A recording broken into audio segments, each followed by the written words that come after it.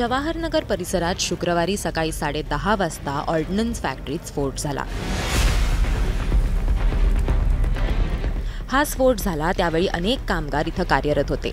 आयुध निर्माण करणाऱ्या कंपनीत हा स्फोट झाला त्यावेळी आजूबाजूच्या परिसरात याचे हादरे बसले। या घटनेत अनेक कामगार जखमी झाले असून 8 जणांचा मृत्यू झाल्याची माहिती नितीन गडकरी यांनी दिली आहे। एक थोड़ा सा दुर्भाग्यपूर्ण घटना हुई है। भंडारा में ऑर्डनेंस फैक्ट्री जो है वहाँ बड़ा स्फोट हुआ है और 8 लोगों का मृत्यु हुआ है और 7 जख्मी हुए हैं, ये प्राथमिक माहिती है। यावेळी फॅक्टरीच्या परिसरात जाणाऱ्या स्थानिक नागरिकांनी या घटनेचा व्हिडिओ काढून सोशल मीडियावर टाकला। प्रत्यक्षदर्शींनी काय सांगितलं बघूया। माझं नाव विक्की डोईफोडे आहे। मी पेट्रोल ठाण्याला राहतो आणि मला सकाळला माझे लेबर सावली गावात ह्या ठिकाणी राहतात।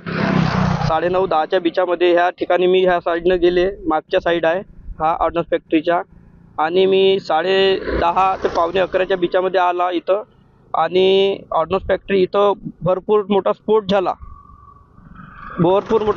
इथं, आणि पूर्ण आग दिसत होती। आणि माझ्या मोबाईलने पूर्ण व्हिडिओ घेतली ह्या ठिकाणी इथं उभा राहून, ह्या ठिकाणी पूर्ण व्हिडिओ घेऊन आणि सोशल मीडियाला पाठवली मी। सध्या या ठिकाणी रेस्क्यू ऑपरेशन सुरू असून जखमी कामगारांना रुग्णालयात उपचारासाठी नेण्यात येत आहे।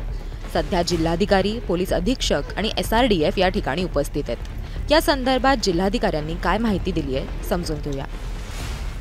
ऑर्डनन्स फॅक्टरी जवाहरनगर जिल्हा भंडारा इथे आज सकाळी 10:30च्या सुमारास एक ब्लास्ट झालेला। त्या ब्लास्टमध्ये 13 ते 14 लोक बाधित झाल्याचे दिसून येते। त्याचं सध्या आमचं बचाव कार्य या ठिकाणी सुरू आहे आणि आतापर्यंत 6 व्यक्तींना आम्ही बाहेर काढले। त्यातले 1 व्यक्ती मृत आढळली आणि 5 व्यक्तींना आपण उपचारासाठी हॉस्पिटलकडे पाठवलेलं आहे। बचाव कार्य अजून चालू आहे। आणखी 7 ते 8 लोकमध्ये या डेब्रीखाली लागले असण्याची शक्यता आहे। या स्फोटाची भीषणता इतकी तीव्र होती की त्याचा आवाज जवळपास 3-4 किलोमीटरपर्यंत गेला। नागरिक भयभीत होऊन रस्त्यावर थांबले तर काही जण बाहेर धावले। या स्फोटाची तीव्रता पाहता मृतांचा आकडा वाढण्याचीही शक्यता आहे।